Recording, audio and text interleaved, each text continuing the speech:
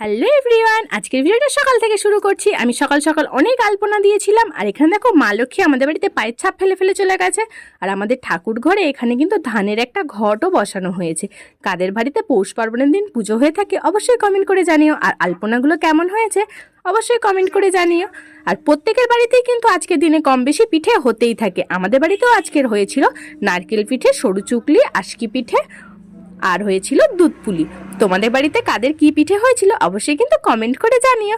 আর আমি কিন্তু পাটিসাপটা খেতে খুবই ভালোবাসি, কিন্তু আমাদের বাড়িতে কেউ পাটিসাপটা বানাতেই পারে না। তাই আমি একটা আইডিয়া বার করেছিলাম কি, একটা সরু চুকলির মধ্যে কিছু নারকেলের পুর দিয়ে এরকমভাবে একটু মুড়িয়ে নিয়েছিলাম, কিছুটা পাটিসাপটার মতো খেতে লাগে। আমার কিন্তু বেশ ভালো লাগে এইভাবে সরু চুকলি খেতে। তোমরা কি এইভাবে সরু চুকলি খাও অবশ্যই কিন্তু জানিও। আর আজকে ভিডিওটা কেমন লাগলো অবশ্যই কমেন্ট করে বলো। আর যদি ভালো লেগে থাকে তাহলে একটা লাইক করে দিও, আর সাবস্ক্রাইব করে দিও। Tata, bye bye.